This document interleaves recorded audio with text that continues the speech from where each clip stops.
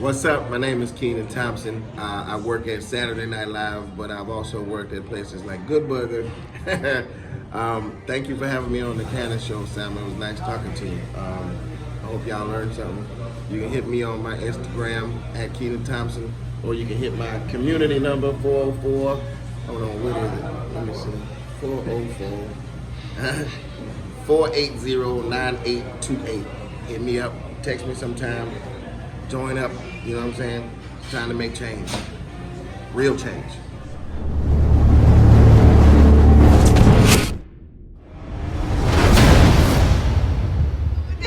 Yeah, my name is Kenan Thompson, so if you don't know, take it to the Google truck.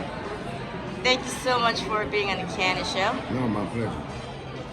So we're gonna start off with a quick who are you question.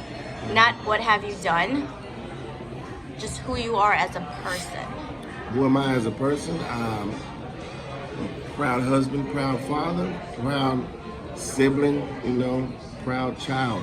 So, Atlanta native, been in New York a long time, went to college in LA, spent a lot of time out there.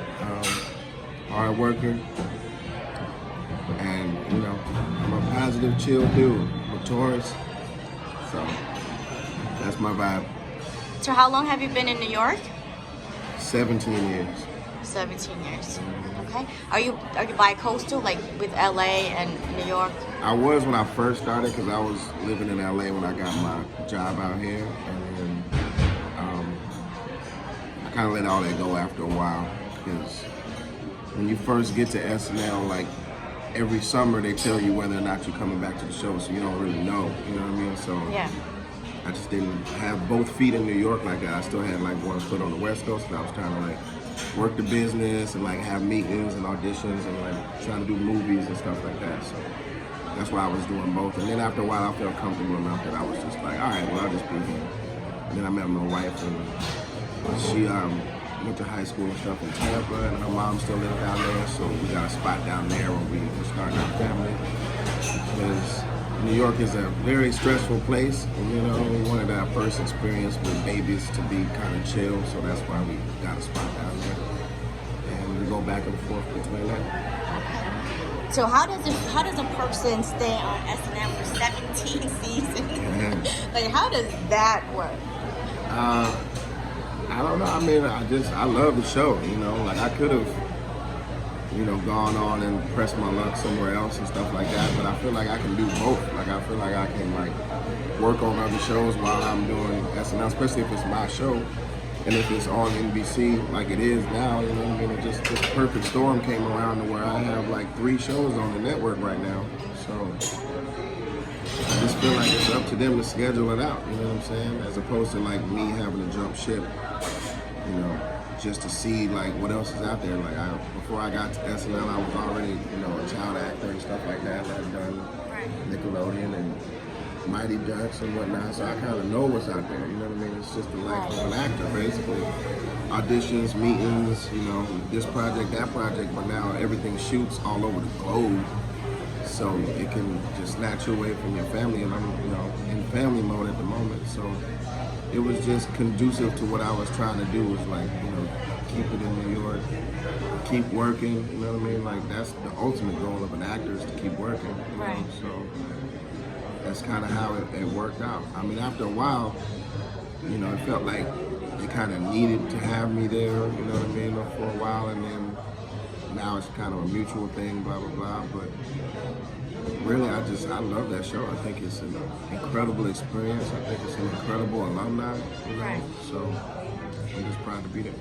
Like, how do you stay relevant? You're not just there just coasting through, like you're really doing your thing in there. Oh, it's a grind. I mean, and the show helps that, like it stays so topical and current because it's a sketch show that not only does it change within the show, like it's a completely different show every single week, so you don't have no choice but to, grow and evolve and find new things that, you got your old go-tos and stuff like that, but you gotta like find new stuff because stuff gets stale, you know what I mean? And it doesn't feel great when people aren't laughing as hard as they used to or something, Right. Because it's like more of a current event type of sketches and just to stay. I mean, it's definitely a current event search as far as topic of your sketch is concerned or type of celebrity impersonations you're doing. You know what I mean? Like if you're gonna do an impersonation, it's gonna be somebody, you know, pretty current and relevant to that everybody can kind of relate to. And that's really where Steve Harvey came from, because I had done him before and nobody really latched onto it because he wasn't on Family Feud yet, you know what I mean? Like right. He was a household name, to black people, but like as far as like America, broad stroke is concerned, it wasn't like that yet. And then he went on How to Be a Millionaire, and that was like an early viral moment. And then he got on Family Feud, and he was just everywhere. His talk show, and he was already doing a radio show. So he really became like one of those names that no matter who you are, you can relate to it. So that's when people started latching on to the impression and stuff like that. And that's when, it was able to be done over and over and over again, because that sketch is such a good format for, other performers to score. It's a big impersonation, like showcase, basically, you know what I'm saying? So people like to see it. Yeah, absolutely. So the R. Kelly sketch that you did, I'm just saying. Something like that. Like, what is your preparation mode? Like, what do you have to do to get to that level? Well, that one was all about the writing. Like, R. Kelly is pretty close to home for everybody, especially if you're black and you grew up black. You're gonna know about R. Kelly and that whole story for 30 years, like you said. So as far as like impression was concerned, I really didn't want to do an impression of him too much necessarily. I was just kind of doing what I saw from that interview, which was kind of a little boy acting up a little bit, yeah. You know what I mean? And that's where that writing was really starting to shine through. On, like, do you write it, or do you have a whole team? No, I mean, we have writers and stuff like that, but like Michael Che wrote that one, and Brian Tucker and Sam J, you know what I mean? Like our black connection, which was a beautiful thing, because it's not all the time that we get a pure black cold open on the show where it's just two black people saying live from New York the entire sketch and opening that show. That's rare. So I liked it for those reasons. The fact that we could point out the absurdities of that, but at the same time, it's a tightrope of a very serious situation. And it's absolutely. a lot of victims in it, not him. You know what I mean? So, right, because he's screaming victim. Yeah. But there are real victims in it. Absolutely. I didn't want to step on anybody's toes or hurt feelings or, horrible memories or anything like that, Same with OJ. Like when we did, the OJ dinner date with, Gal, and she was not really knowing who she was on a date with. Like, I was, You just really know to depict, yeah, I was really specific about making sure we didn't touch on the past. Just touch on the fact that there is an O.J. Simpson who's out in the world and he's probably dating now. You know what I'm saying? Right. Left it at that. So it's tricky, but there's ways to do it where you're not offensive. So if somebody wanted to go into, let's say a newcomer wanted to go to SNL right now, and they want to do sketches like yours, right? Like, what is the preparation for that? Like, how much rehearsal do you have to do, or like? I mean, the show is a 6-day process, and even Eddie Murphy said this is crazy. It hasn't really changed, you know what I mean, at all. It's like they have a system in place where they build the show in the beginning of the week. They read, what everybody wrote on Wednesday, which was yesterday, and then we start rehearsal today, basically. And Thursday, Friday, Saturday, whole day Saturday, we're in there from noon to 1 in the morning. It's just that built-in system that they know that allotted amount of time, and you got a group of professionals in every single department, they can get it done. And that's what they've been doing for the last 45 years, you know what I mean? So, as far as finding your sketch is concerned, you gotta spend the time up there to figure out what it is to make a room full of brilliant comedy writers laugh, you know what I mean? It's not the easiest thing in the world, but at the same time, it doesn't have to be the smartest thing. It just has to be very clear what made you laugh in the first place, and is that sustainable, and then blah, blah, blah. You know what I'm saying? So it takes, you know, a season or two to figure that out and not panic every single time you put something up. You know, and it's very stressful in the early seasons. So if you want it bad enough, you make it happen because that's what you want to do. hopefully, you know what I'm saying? Like hopefully your stuff is funny. Definitely, Yeah. but okay. I mean, if you want it bad enough, it's one thing. Right. You gotta like pay attention to the signs. You know what I'm saying? If you're reading stuff and it's quiet, you know, you gotta figure out like why is it quiet? What are they not getting? Like where are they at reference wise that they don't understand? Like if I'm talking about, you know, Lil Baby a lot and they don't really know the Lil Baby and celebrate it like I do, then maybe I need to like back it up a little bit and like okay, like maybe like Coolio is a little far, but like okay, DMX, you know what I'm saying? Like you want to okay, now you feel comfortable in that world now because you recognize DMX as being something you're familiar with. You don't feel so left out. Now you can laugh at everything else. It's like all those kind of little layers that you gotta do. Let alone like a straightforward, like energetic character or whatever. Like it has to be supported by all the underwritten material. So it's tough. Okay, so you are just 41, and you've done so much things. You have done more than 30 movies. Really? You've done more than 30 movies. Cool. But you're just 40. You're just 41. So like, what got you to, like, what did you start? How did you start this? Like, just a transition to, you know. I mean, I started young, you know. Acting is kind of the one job I've only ever had, you know. So I started doing theater in Atlanta at like age 5, but like for real, like 8, 9, 10, you know what I mean? And then learning how to audition and, you know, going out for commercials and getting told no a million times, and then finally landing a Mighty Ducks at 15 and blah, blah, blah, and then that turned into Nickelodeon and on and on and on. But then when I left Nickelodeon, it was like a gap. So, you know, it was a job here and there, but it wasn't just like constant like it was. So I had to, you know, learn a lot of lessons in that period of time. And then SNL came along, and that was a blessing. And in between then, I've never, even though I've had the job, it's like 8 months a year. I can take the summers off, but you know, I'm not really a take off work type of dude. Like if an opportunity comes up, I feel like you gotta tackle that. Same as, you know, when Fat Albert came around, I was like, you know, I used to watch the show, but it wasn't like I was, you know, a super duper like Fat Albert fan. Like I was familiar with it because I was really a fan of Picture Pages, you know what I'm saying? So Fat Albert would come on there in Picture Pages and I would watch that, but I really want to get back to like the musical pen and shit. Like that's why, you know, a math problem, and then I could listen to the pen draw. Like I was little, I think. So when the movie came around, I was like, this is just an opportunity for me to work with like one of my heroes at the time. You know what I mean? So that's why I jumped on that in the summertime. And I really wanted that part, you know, because Bill Cosby was like, you know, a large part of my upbringing, basically. Yeah. America's #1 sitcom dad, and like a successful man, and this, that, and the other. And he kept it clean, and you know, someone to be looked up to. So I was excited. And then, of course, you know, the times we live in now. It's funny, but my point was taking advantage of the opportunities when they come up. Right. So, you know, sometimes child actors, they blame their parents for taking their childhood away. Did you ever experience anything of that sort?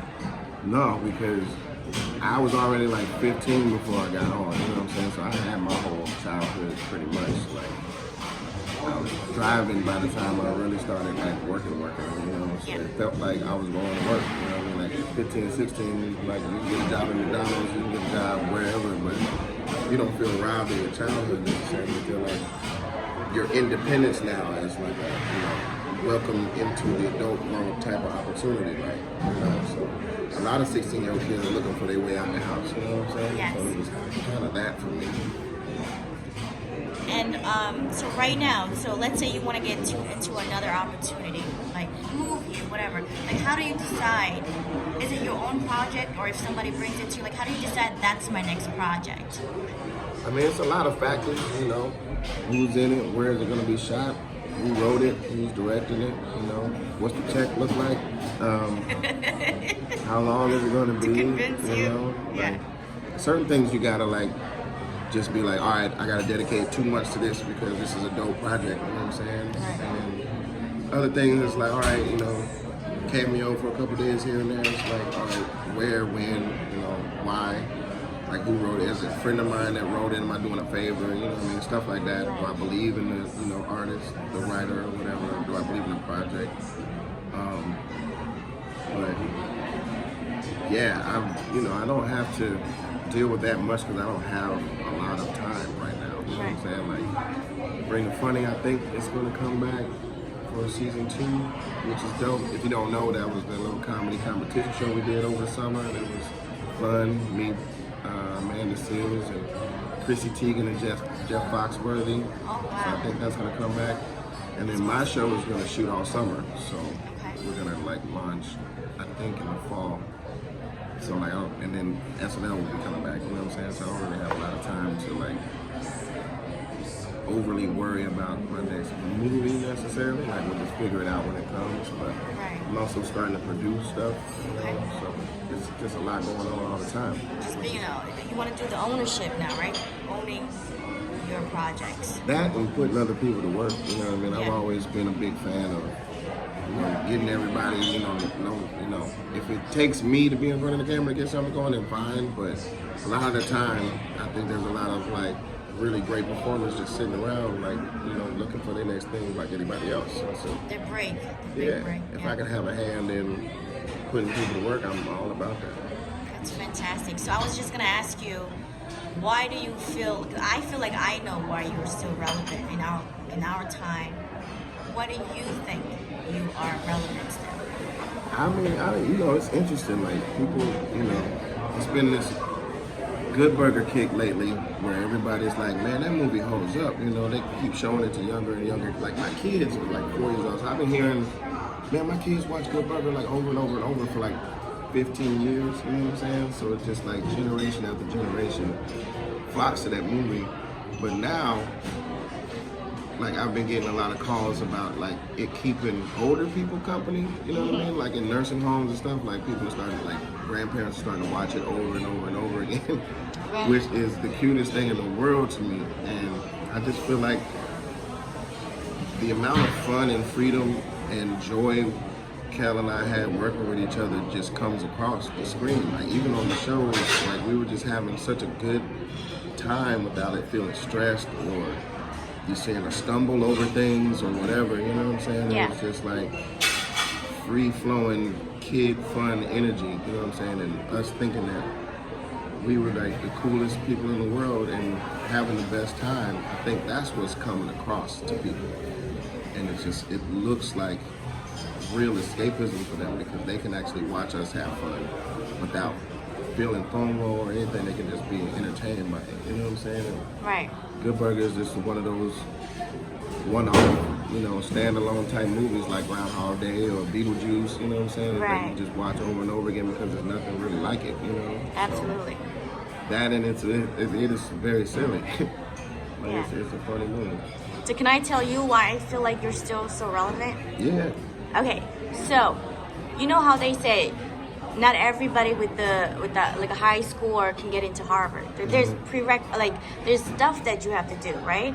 So I feel like your that is your personality. Like you didn't have to accept this from you. You understand what I'm saying? So for you to do that, that's like, hey, that's incredible. That you have to be that type of person. Like a gives back type of person. Yeah. Even with the business. Which amazes me that people aren't like that. You know what I'm saying? Like a lot of people just are very standoffish and weird, and I don't know, they hide behind, you know, assistants and secretaries and stuff like that. At the end of the day, that would not help you sleep good, knowing that. Like I always feel bad when I was learning how to deal with people interrupting my day. You know what I'm saying? Just because I'm a public figure or whatever. Especially when I had babies, and you know, a man with daughters is very protective, you know what I'm saying? Right. So I used to be very like, no, don't take a picture of my kids, like type shit. And then I would see people's faces drop, you know what I mean? Like, or like, oh, I'm trying to eat right now, can you like wait till I'm done? And like, you know, just the expression changes in people and the energy changes, and it's like, I don't know if they walk away with it like that, but I know I do. Right. Like, I'm like, thinking to myself, even when it gets further past that and like people start getting into like altercations with you, like back and forth, like, oh, you can't take a picture, like what you feel, you know, like all this extra shit. And then at the end of it, they are the obvious aggressor and asshole, but I'm still walking away with it like, man, I probably could have just, you know what I mean? Just take a picture, just like be cool, like just give people what they want. So learning that also opened me up to like, I don't know, I don't feel really threatened by anybody. I just want to help whoever I can, how I can, if it makes sense. Or if I feel like they're not just asking me for, you know, SNL tickets or some kind of hookup, like if they're trying to do something, you know what I'm saying? It feels like it's kind of my duty because that's how I got into business, by somebody pulling me along and showing me the ropes, you know what I'm saying? Blah, blah, Right. So, like, let's go back to being a father. You have two beautiful daughters, right? Like, how did that change you? Like, how do you balance that with, like, family time and the entertainment world? I always used to wonder, you know, like, I used to watch my mentors, like, running home for dinner real quick, you know what I'm saying? Yeah. Like, I you know, we would be in rehearsal and it's like, all right, well, we got to run through that stops at 6 and then, you know, we got something else at like 8. It's like, all right, I'm going to run home real quick. And I'm like, what do you mean? Like, you know, like, why? Like, we here, you know what I'm saying? Like, why are you running home? It's like, I gotta go, like, you know, have dinner, put the kids to bed, like, do all of that stuff, and then I can come back out or whatever. Right. And I didn't really understand that, but I totally do now, you know, because it's the most immediate change I've ever experienced. Like, when you're dating someone and you get married, that's a longer process, you know what I'm saying? It's not like an overnight thing. When y'all get married, y'all probably been living like that for a while, you know what I'm saying? So it's not really that immediate of a change. Right. When you have a kid, you have a dependency. Someone is dependent on you 24 hours a day. Right. You know what I'm saying? And I have to make sure I know what's going on with this other person. Like, my wife is grown, you know what I'm saying? Like, if she goes off for hours and I don't hear from her, I'm like, I have to just assume everything is all right because she's grown. Right. I gotta know about what's going on with this child now, like, all the time. Right. And I've never really experienced that before. Everybody in my world has been able to take care of themselves, you know what I'm saying? Like, even with my sister and I are 14 years apart, but I had to raise her, you know what I mean? Like, when she was little, I would play with her, blah, blah, blah, and then I could go about my day because she had parents, you know what I'm saying? But when you become a parent, especially when people leave you with the child, you sit it down and then y'all just standing there looking at each other like, the whole life depends on you. This is like, she can't do anything for herself for a while, you know, and then they grow up and stuff like that. But in the beginning, it's like that this human being needs me for every single thing, you know, a lot of the time. And like, you know, that was shocking, you know, it was like, it was, I thought I was pretty woke. You know what I'm saying? I thought I was like pretty aware of shit, you know what I'm saying? Yeah. Like, This is a whole different woke, right? It's just, you hear it forever, like, it's gonna change your life. So it just goes in one ear and out the other, like, you're not gonna be ready, blah, blah, blah, like, welcome to the dad club type shit. I'm like, man, whatever, like, I understand responsibility, it's not that big a deal. No clue. So, on a different level. And then you watch the magic of a mother and a child, you know what I'm saying? And this magic of, you know, the miracle of a child, like watching them grow and develop and all the little phases of life that it takes to like develop, talk, walk, this, that, and the other, taste, personality, it's unbelievable. So that's been my favorite thing to do. Like every single day, like I understand the whole like, let me run home real quick and then I'll get back with y'all type of thing. Right. You just don't want to miss nothing because it goes by so fast. Right. So you know how to, like, you don't have to do the work-life balance. You literally, like, that's your life, and work, that's your life also, so you just intertwine them. Yes. Yeah. Very much so. That, I mean, I think the masters do that the best. Like, you just figure out a way to make your life one thing. You know what I'm saying? So, yes, my life, I have my kids and my wife and my family and my brothers and my whole blah, blah, blah. Every day, every hour I get up, you know what I'm saying? Like, right. Everybody's on my mind and we all moving towards whatever we're moving towards, but together. So if I got to run over here for 2 weeks, you know, I had to go to LA for 2 weeks, you know what I'm saying? And like, I had to make sure everybody was helping my wife with whatever she needed, especially in the mornings, getting Georgia to school and taking care of the baby, because it's a lot to take the baby out the house and Georgia to school at the moment, you know what I'm saying? Right. You gotta make sure like everybody's covered. And yeah, I try to be on that like every single day. So that way you don't feel overburdened with, okay, well, am I working too much or am I doing this? Like, I think everybody understands, like, I go to work. Like, that's my thing, you know what I'm saying? And if I'm out of town, then I gotta be out of town. But if I'm in town, then I'm, you know, at home. And, you know, everybody knows my schedule. And we do it like that because the babies have their own schedule. You know what I mean? It's crazy. Everybody's got their own schedules, you know what I'm saying? So you just figure out a way to, like, this is our family day. Everybody's going in all these different directions. You come back home. You know what I'm saying? Right, That's absolutely. important. So how do you deal with Hollywood? Right? It's a whole different breed. I love it. I mean, I love LA. I know people hate LA for No, I love this, that, LA. and the other, Yeah. but I feel like they're doing it wrong. I feel like they investing too much in what other people think. Like Los Angeles is beautiful. It's California. It's good weather, good weed. You know, and a lot of opportunity and like a lot of history there. As far as like, you want to talk about the mecca of entertainment, like New York, you know, you can be an actor or not. There's so many different things going on here that it doesn't really matter. Like, yeah, there's a Broadway, but there's also Wall Street. There's also Times Square. There's also this, that, and the other. It's just Harlem, period. You know what I mean? And it's like, Los Angeles is not that. Los Angeles is about the business, period. You know what I'm saying? Like, that's what it is. There's people that live out there that do other things, of course, but that's in the spread out part. I'm talking about downtown West. It's all Hollywood shit. You know what I'm saying? Like, Right. whether you want to admit it or not, you know, you're either working for, you know, the studios in some sort of fashion, so you know somebody that is, you know what I mean? Electricians, you know, sewing people, producers, caterers. There's so many different gambits because that's what that town was kind of built on, you know what I mean? Like, besides like people that just do like Western business, like oil and shit like that, you know what I'm saying? So, and then you have California, which is like nice, so you can, you know, experience a lot of shit. So when people say they hate LA, I think it's because they go out there and they go to all these places where they get looked up and down and they feel judged and shit like that, you know what I'm saying? But if you go out there and keep it specifically to work, like I was always obsessed with the studios. Like I wanted access to be able to drive my car onto all these different studio lots and be able to just drive through there like a big shot. You know what I'm saying? That was always one of my main goals. And I can do that now because I only go there when I'm invited like that. You know what I'm saying? So I'll only show up at Universal when it's time to shoot there. So I'll have a drive-on pass. Otherwise, I'm not going. You know what I'm saying? Because I'm not just trying to go up there and feel like left out, you know, or like feel like I'm not in the club. Basically, like you got to figure out a way to get in the club and then go. You know what I'm saying? So auditions, meeting casting directors, events, like the whole hustle of like getting your name known and getting known as an actor and then like actually working.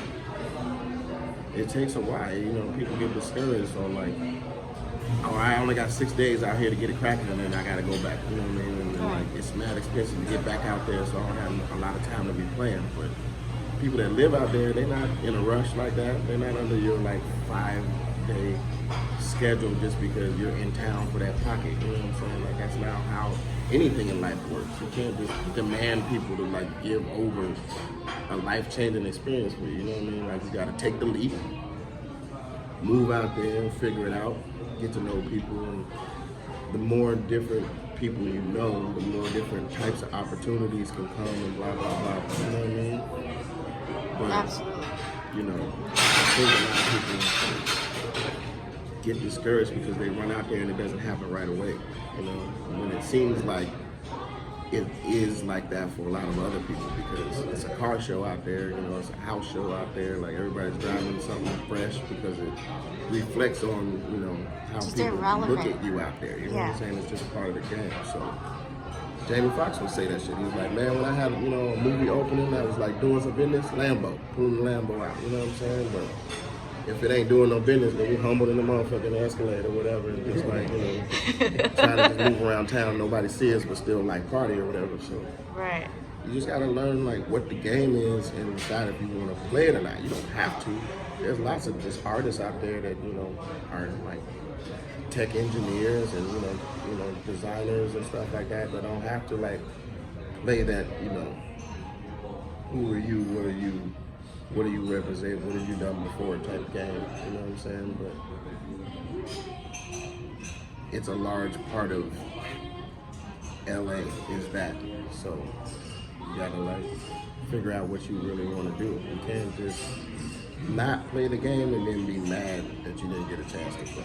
You know what I'm saying? You right. gotta like figure it out. Doesn't mean you gotta be fake to yourself, but you definitely gotta work hard and show motherfuckers why they gotta respect you. And that's all I've ever been doing. You know what I mean? I've never been the car show guy necessarily. I like cars, but I've never been like, oh, let me go get a Ferrari so people know I'm getting it. You know what I'm saying? Like, it's not been like that. You have nothing to prove to anyone. My proof was only in doing the work. Right. And finally, it's gotten to that point. Like like you said, I'm 41. I've been doing this since I was, 15 years old. Like, right. Pretty steady. You know what I'm saying? That's a long time. Absolutely. In this industry, when I say you're 41, super young to us, right? But in the industry, like, you've been doing this forever, ever. Mm-hmm. And that's incredible. So if you weren't in this industry, I mean, this is all you know for now, right? Mm-hmm. Like, do you think that there's another industry you would be more interested in? Secondary? Yeah. I mean, I don't know. It's not a great topic these days, but I like guns. Like, I wanted to be like a SWAT or some shit, like a sharpshooter, like not necessarily a cop, but like somebody that can like, end bad situations quickly or some shit. You know what I mean? Like one of them people. Well, that's cool. That's like a movie. That's in just real life. Boy shit. But we grow up playing, cops and robbers and shit like that. Yeah. Toy guns and I don't know. But like my father was a mechanic, and a race car driver and shit, so it would have been, typical boy shit. Like, we grew up playing sports, but I stayed short, so that's why I fell out of football, basically. You know what I mean? So, it's that kind of shit. But also, like, I've always also liked the business aspect of, Hollywood, too. Like, putting deals together, shaking hands, whatever. Just the numbers and the possibilities, like, win or lose. Like, you can lose big, like, Cats or something, which was just like, man, but how exciting probably was it for them getting all those people into it? Like, oh man, we got a yes from Taylor Swift, we got a yes from, James Corden, we got a yes just from, the whole process. You know what I'm saying? So like, we got Idris Elba, and then like, okay, let's get everybody in their first looks. And like, I don't know if they was just like, well, we in it now, so I guess we gotta do it. Or if they was just like, this is gonna be dope. Yeah. And it just didn't connect. I don't know, but. I'm sure along the way it was very, very exciting and, tough and emotional. So, I don't know, I've always been intrigued by that part of the business too. So if somebody wanted to come in now to be a comedian and an actor, like, what advice would you have for them? And how can they, I mean, they say it's 10 years down the road of anything before it really starts cracking. That's what they say.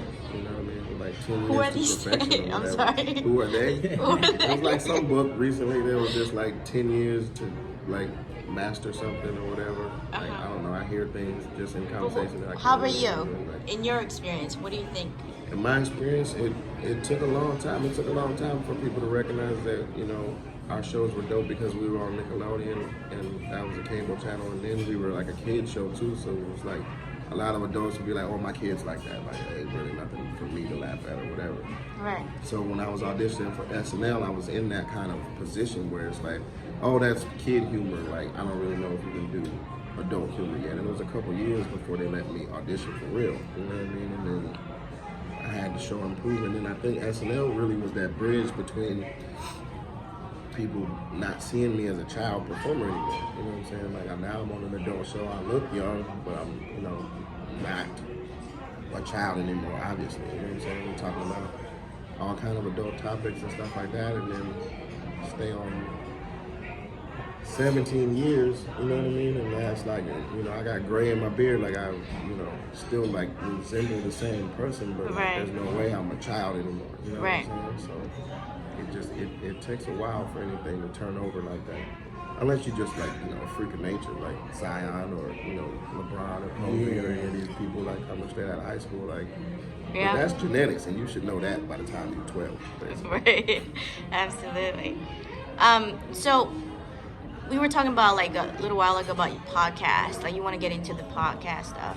Like what are some of the things that you think you would want to talk about, and like just a brief detail about that? I mean, I want to do a funny podcast. So anything we do like needs to be like funny, like maybe like what the conversation might have been like if it's something historic or something. Like I wonder what that room would have been like if it was just like Malcolm and Martin sitting down, wow. like Yeah. getting drunks together. Like at some point, some shit talking had to start going down. You know what I mean, or something like that. So kind of like humorous, fun approach as opposed to like. I think there's a lot of knowledge podcasts out there, and there's a lot of you know, just conversationals out there too. So Right. something I guess still in the vein of laughter. But I mean, it's hard. Like a podcast is a bunch of talking until they get on something funny, basically. So it's kind of unavoidable unless you go into it with something scripted, basically. Right. Okay, so I don't wanna keep you any longer. So before we I don't know, I we feel here, like we can talk about it. Who y'all voting for? Let's get into it. let's see, who did you vote for? I mean, you know, we lost, but it's all good. Yeah. We'll go back at them this year. You know, when do we vote? November? November. It's coming up, so everybody get registered. Does that really? Okay, I have mixed feelings about voting for the actual presidency because our votes really don't count. The popular vote doesn't count. I mean, it seems that way, but it would definitely be a worse, more obvious, But Kenan, you know, stealing of it all without it. You know what I'm saying? So we got to do our part at the very least, and that's all you can really do. But in the meantime, if there is a bill that comes up for the, you know, electoral college type changes or anything like that, we should pay attention to all that. Pay attention to all these like lower offices as well, sheriffs, you know what I mean? Right. This person, that person, you know, every election, like some pockets of people really do. Like people still read the newspaper and they go and they vote and they go to town hall meetings because, you know, they're not probably like us hustling 2-3 jobs, this, that, and the other, and like, you know, black people in general feel like they don't have time for that. You know what I'm saying? Like, oh, I ain't got time for that shit. This you know is what I one mean? day. Like, right. You know, unless it's like a real communal issue, like, you know, they need speed bumps for a reason or some shit like that. As opposed to like, you know, comptroller, you know, this person representing District 13, like they don't feel like they need to show up and vote for that. But I feel like, you know, that rhetoric needs to change. I think we need to pay attention to every single election because all those people get pushed up and they wind up in Washington, D.C. with certain agendas or whatever. Right. And those agendas are only the same ones they've been on because of the districts they represent. You know what I mean? So our voice needs to be a larger representation of those districts, in my opinion. And then, yeah, every single sheriff election, motherfuckers need to show up for it. I think the ones in your community that's gonna affect your community, your town. I think those. When I say I have mixed feelings about voting for the presidency, I just feel like we're not heard because. I feel you. You understand what I'm saying? Like I'm not against it. I'm just like. But that is the laws of the nation. You know what I'm saying? Right. And like that's the only thing you can do is show up and show in force, basically. And they keep, you know, the more of a robbery it seems like. I don't think, you know, they'll be able to continue to just get away with that kind of shit. Like this man is being impeached over that process. It's taking He doesn't care. He's just 3.5 years, but you know, he doesn't care because he doesn't understand politics. Right. I feel like all of his supporters understand what's going on. It's not a good look. He can talk that shit all he wants to, but it won't be a good look going through history. It won't be a good look, you know, for anybody on the wrong side of this, in my opinion. Right. Whether or not the right side comes to the light or not, and he actually gets ousted or anything, I don't really know. Because right now he's got all the power players in place to make it go away. You know what I'm saying? Right. So I don't know if they'll be able to build up enough evidence to overturn that, like change those opinions. Because those are 5, 10 powerful, very powerful opinions. Only because the power of the people they represent. That's what I'm saying. The people are really the power. You know what I mean? The people are the ones empowering these people into these positions. But now that they have these positions, it's backed up by the Constitution, so you can't just remove Mitch McConnell. You can't just remove this person, that person that seems like they're in the way of actual justice. You know what I'm saying? And actual justice is somebody, I feel like, that's not so nonchalant about people suffering at the very bare minimum. You know what I mean? Let alone just not a fucking idiot who doesn't know shit about politics. He's a manager, he says. That's how he's managing the country, because he's a manager, right? You know, there's a lot more smarter people in the world, I feel like, and there's a lot, you know, more people that feel like that watch the numbers closer than he does. You know what I'm saying? Like, he's always had probably advisors tell him what to do. Right. Like, I have advisors. I don't run a multi-billion-dollar real estate empire. You know what I'm saying? Like, I'm just me. So let alone, I'm sure it's people giving him photos and like, oh, that looks good, that looks good. This is positive, that's but right? Right, Joe? Oh, I need These are positive ones? This is what I was waiting You know what I'm for. saying? Like, it's just annoying. So, and it's such a performance for people that don't want to think for themselves, it seems like. Right. The numbers of those people are, you know, unfortunately, it seems like, you know, outnumbering the ones that are conscious and aware of, you know, whatever the fuck. But I mean, I don't know, there's so much miscommunication and different, you know, experiences, and the gap between rich and poor being pushed further and further away, so people are just not able to, you know, relate to each other because they don't have any kind of reference to it at all, or they don't even want to like relate at all. You know what I'm saying? And like that mixture of shit is just causing such a rift where there's people that agree and disagree with what he's doing, but not enough to like change their pattern of, you know, voting. You know what I'm saying? Right. Which is crazy to me. It's like, well, I don't think, you know, innocent people should be like bombed or destroyed or anything, but at the same time, you know what I mean? Like, you know, he's, you know, got the Dow Jones over 25,000 or whatever the fuck, you know what I'm saying? Like, type of, it doesn't seem like logical type arguments, you know what I mean? For, Right. like, for a logical thinking person, you can see that this dude is not a great leader. Yeah. So this country is super divided right now. It's insane. I think it went up the racial profiling and the violence against, let's say, Muslims or Black America, like I think like 356 percentile, like super high. Like if it doesn't change right now, like soon, I mean it's gonna get worse. Like have you personally have any experiences with that, let's say in Hollywood or wherever?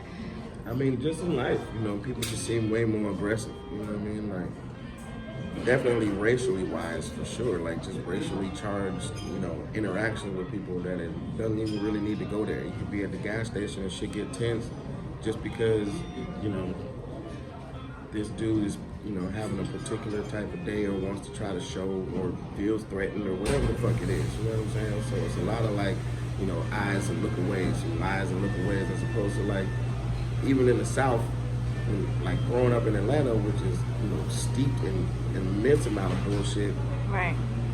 They had gotten past that, you know what I'm saying? So there was an understanding of like, yeah, you know, those are white people over there, we black people over here, but if they meet at the gas stop, you know, they can talk about the Braves, or they can talk about the Falcons, and like have, you know, a southern, you know, interaction that was just like, just two people talking basically, and then they go, you know, back to their sides or whatever, you know, then when they Right. leave, you know, Right. they go back to the, but it was never as aggressive as it was these days, you know what I'm saying? Like, They're open with it, very, very open with it. like, I support this and I don't, you know, give a shit about what you think, and like, I'm ready to fight about it. It was never the culture, but I, you know, now it's just like, they think fighting is what's up, like, and it's more white on white shit in the Northwest than I've ever seen, you know what I mean? I'm like, so you guys are all white, you're all benefiting from the same kind of system, like, why are y'all going so hard at each other, you know what I'm saying? Like, why don't y'all have a, like, if you think y'all can't get along, how are you supposed to get along with somebody you're scared to relate to or don't want to relate to or anything like that, you know what I mean? So it's a weird time in the country, man.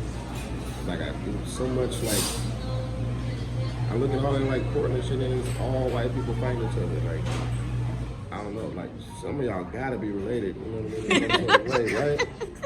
You know, like, There's no way to like have some kind of communication. I mean, I feel like nobody wants to be wrong. You know what I mean? And there's nothing wrong with being wrong. It doesn't mean that you can't ever be right again, but people don't want to be called out or embarrassed or anything like that, so they, double down on their bullshit just to make sure that they keep saying whatever to back up whatever belief they have. You know what I'm saying? Which is a chosen amount of ignorance that I've never seen. So whatever you throw at them from the media, however the media gets to them, that's what they believe in. Like there's no, I stand for this, hence this is my action. It's just, oh, they told me to do this, and this is what I'm gonna do. Yeah, it's a weird amount. It's like old-timey, like, Nazi propaganda. Propaganda. It's kind of crazy that those tactics actually work. Because they really do. Yeah. If you close people off from, real experiences, then they have no choice but to believe, what's coming to them, basically. And a lot of these, like,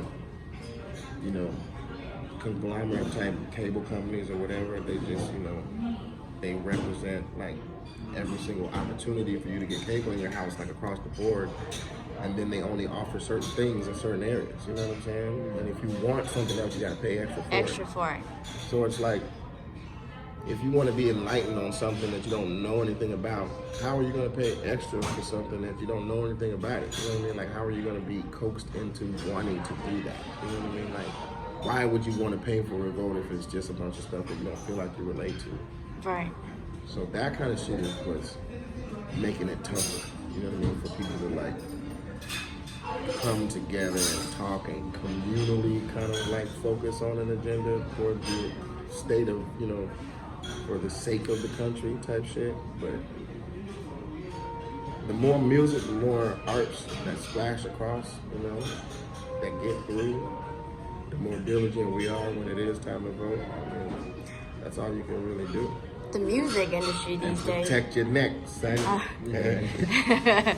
But you talked about the music, like what kind of music? Because the music industry is all about drugs and... I mean, it's personal responsibility. Like, right. Every artist needs to be responsible. Like, I'm big on this N-word argument and movement. You know what I'm saying? Like, I really want to know what people think the positive of keeping that word alive really is. Like, I'm never going to be convinced from anybody, you know what I'm saying, that's a good idea. Right.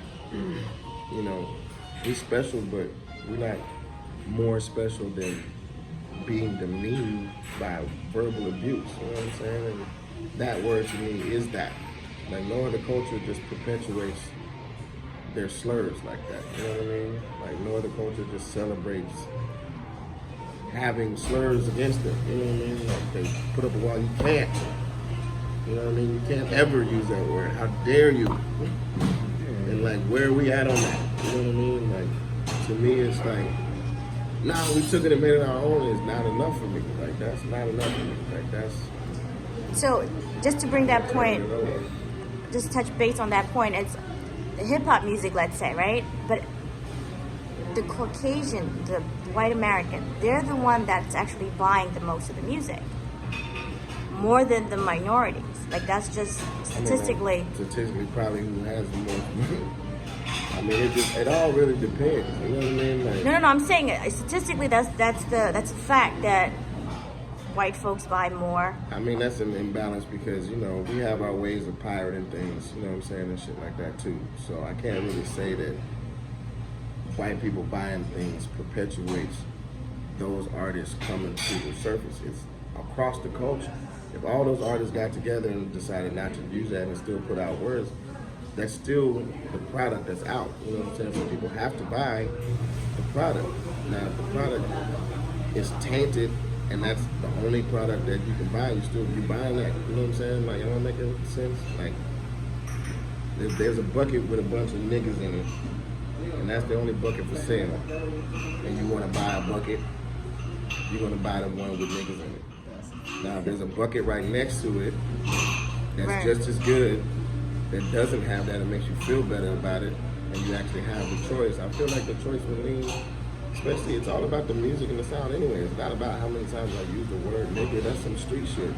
That's some like, oh, I have enough credibility among street motherfuckers to sound authentic and whatnot. You know what I'm saying? Like, how do you change street motherfuckers' thoughts? Go talk to them. You know, engage them. Make them feel not lost and not like so outside of society that they need to perpetuate that kind of language. You know what I'm saying? Right. Just to be like, well, I own this, at least I own something. You know what I'm saying? Right.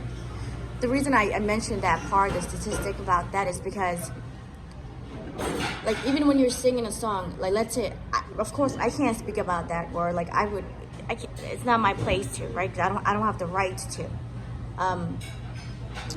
I feel like, let's say they're singing that song, those lyrics come, and it just comes out. Not intentionally, maybe unintentionally, but then it's in that song that you are putting out to the world, and if they sing that lyric, then that's a problem also. So that's another thing.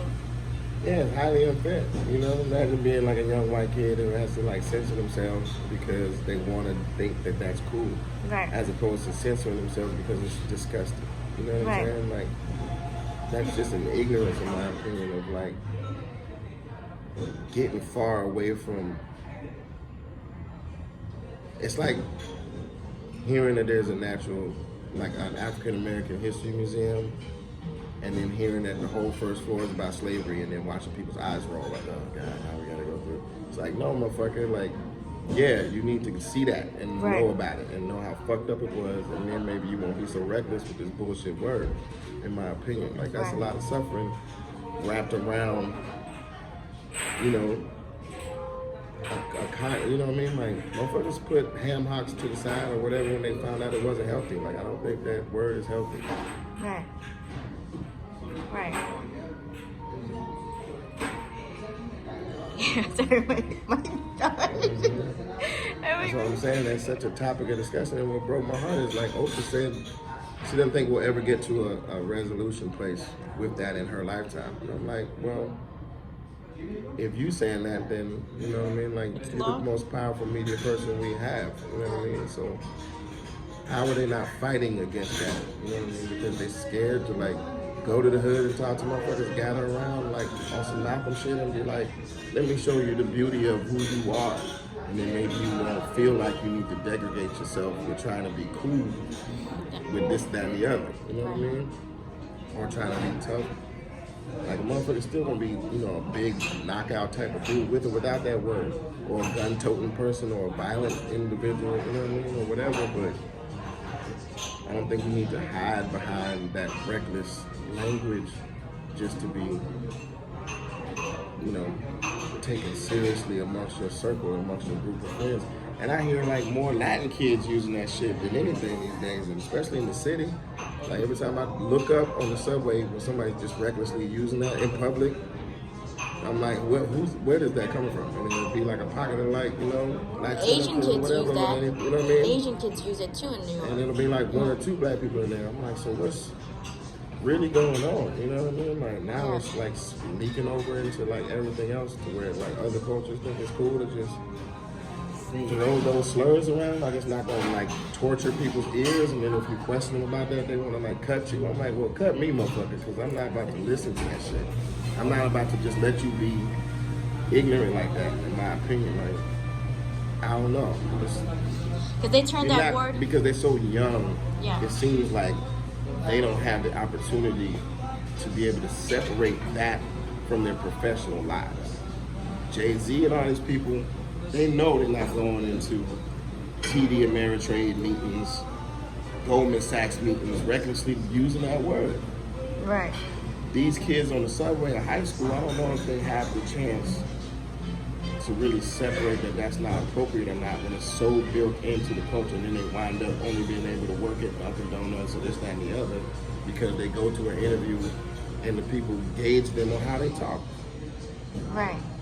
So the way it's like wrapped in like a friendly word, like you're my, and then they, you know what I mean? It's not, when it's used, it's not wrapped in disrespect. You know what I mean? Right. It's not wrapped in intentional disrespect.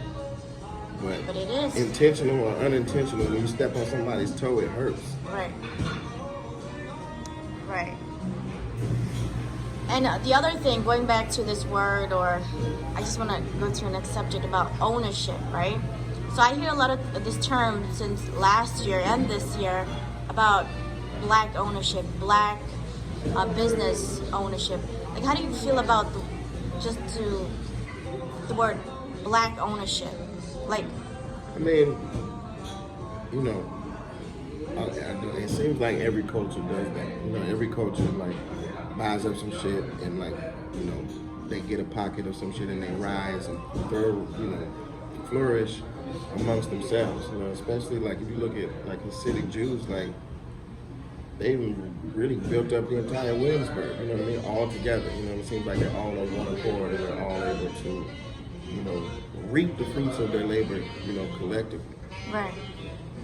There's been, you know, allegations of systematic oppressions of this and that and the other to not allow certain black people or black people in general to own businesses in their own neighborhoods, but I feel like all that's turning over and changing. So to help that along, yeah, people should always support, you know, black businesses because we don't have the same head start as everybody else. We're coming up from behind. We're coming up from 400 years behind, 500 years behind, you know what I mean, or whatever. So you gotta like do your part to kind of like hurry that along if you can.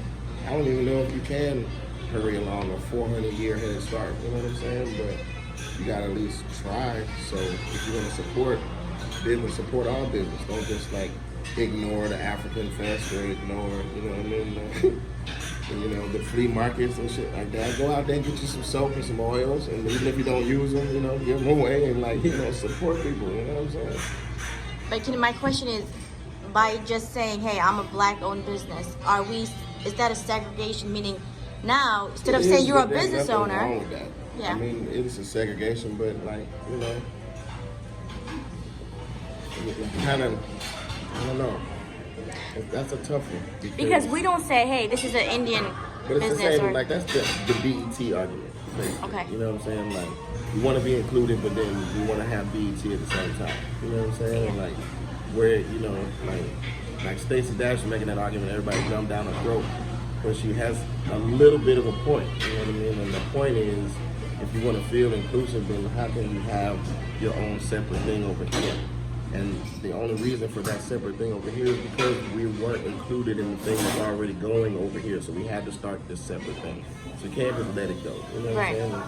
The more that you say that this is a black-owned business, it should be putting that thing in people's minds like, oh, this is an injustice to this culture in this country that I need to try to help do my, you know, my best ability to try to help mend this and make this country more unified. You know what I'm saying? At some point in future generations or whatever. But right now, the need to say that you are a black-owned business is because we're behind. Right. Right. So before we end this, do you have any motivational or inspirational? Oh wait, I'm gonna be a little selfish, just a little bit more. Being me, I like to ask this question. Me being who I am, right? I look Muslim. I'm getting in this industry as a Muslim woman. Like, how can I excel in what I'm trying to do? Like, do you have any like little bits of advice for me? I mean, these is the days of standing on your truth, you know, and being, you know, the most open and out version of yourself that you can possibly be, you know. So the fact that you're a Muslim and you're coming into it as a Muslim, stand on that. Right. And make people respect it. Lizzo, you know, she's making people respect the fact that she loves herself, you know what I mean? Right. Like, she's not necessarily saying that she loves unhealthy habits or anything like that, or being unhealthy or anything like that. She's just saying that she has love for herself and she's going from there, you know what I mean? And she's standing on that truth.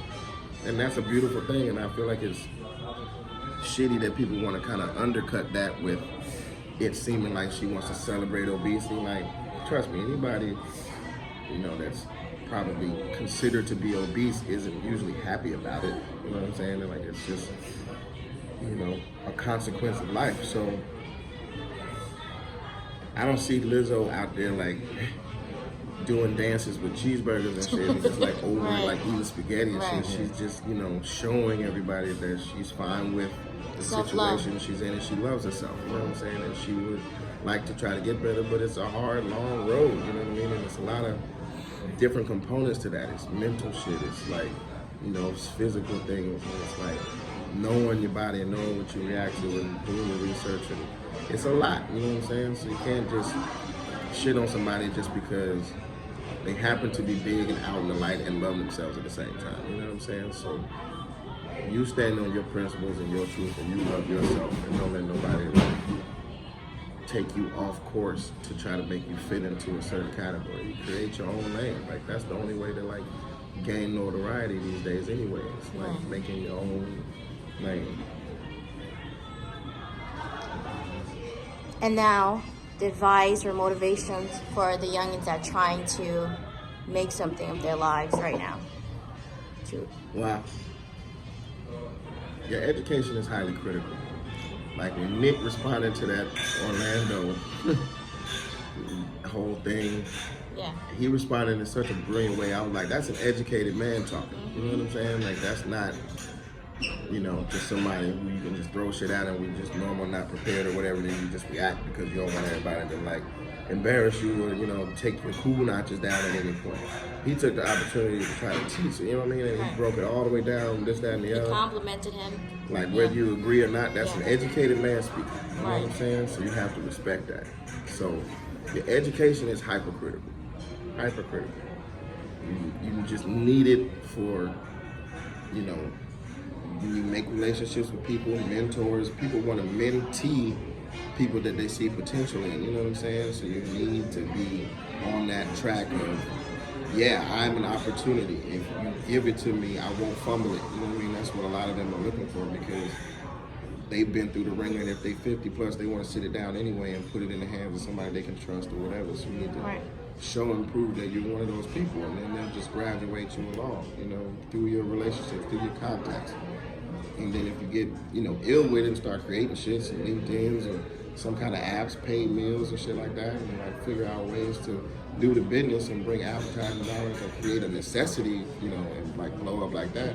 All that stuff is important, you know what I mean? Like, but it starts with your education first, and then, you know, patience is another one. So don't be scared to get a day job until these other things start falling into place where you don't need your day job anymore. But you're gonna need some sort of job, and you're gonna want to start early so you can have a better choice of what kind of job you're gonna want to get. Right. Yeah, it's real, man. Pay attention. Look at how many older people are, you know, grocery cashiers or just welcome greeters or, you know, hostesses at Chili's and shit like that. Look how many like older waitresses there are and stuff like this. Times is real. Like everybody got to figure out what they're gonna do to make a living on a consistent basis because there's not a lot of job security in certain areas anymore. Not a lot of job security, you know, in the taxi business. There's not a lot of job security in the delivery, you know, in the FedEx, in the unions. There's not a lot of, you know, none of that. Like the only things is like real necessities, technology, natural resources, this, that, and the other. You know what I'm saying? So your education is, you know, more important. Not necessarily education that will put you into debt, but your education. The base, just the base. Yeah.